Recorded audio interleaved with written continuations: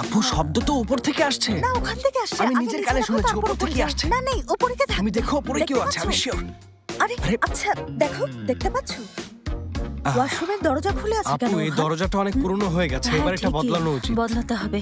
এই দরজার জন্যই এমন শব্দ হচ্ছিল। আচ্ছা যাও, এখন শুয়ে পড়ো। আচ্ছা তাহলে চলে গেলাম। হ্যাঁ যাও, তোমার বউ তোমাকে অনেক মিস করছে। ঠিক আছে আমি এখন যাই। হ্যাঁ যাও। আচ্ছা গুড নাইট। Good night.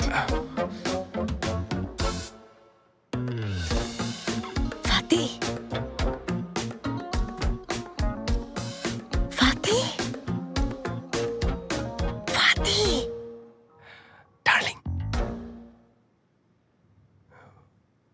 শুনছ? ও সেলিন, হু কি তোমার এত ঘুম পায় কেন? সেলিন, তুমি কি কিছু চাও না? আমি ঘুমোতে চাই। কেন? এখন কি ঘুমানোর সময় নাকি? এখনো তো ভালো করে অন্ধকারই হয়নি, মাত্রই তো শুলে।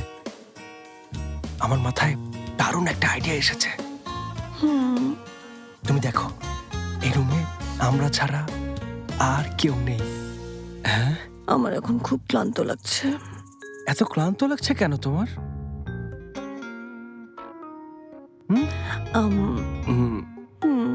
হ্যাঁ,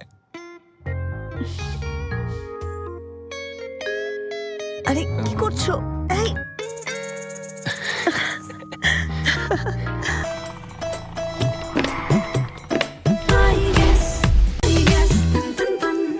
এমন করো না তো। কে ফোন করলো? আর সময় পেল না। কার ফোনে এত রাতে মেসেজ আসছে? কি বলছো তুমি? আমার কাছে কোথায় তুমি? আমি তোমাকে আমি আর কোথায় থাকবো? আলমারির ভেতর বসে আছি।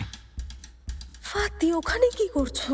আমি সেলিনের ঘরে, আমাকে এখান থেকে লুকোনোর আর কোনো জায়গা পেলে না? আমার ওখানে যাওয়া ঠিক হবে না। জেনিব কিছু একটা করো, আমি খুব খারাপ অবস্থায় আছি। কিছুই করার নেই ফাতি।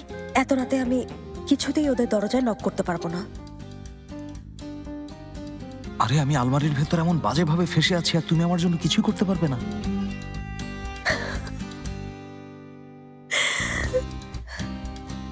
এই রাতের বেলা নবদম্পতিকে বিরক্ত করা ঠিক হবে না ফাতি। অপেক্ষা করো, ওরা তো আর সকাল পর্যন্ত জেগে থাকবে না। ওরা ঘুমোলে বেরিয়ে আসবে। আচ্ছা গুড নাইট। চাইলে ওখানে একটু ঘুমিয়ে নিতে পারো।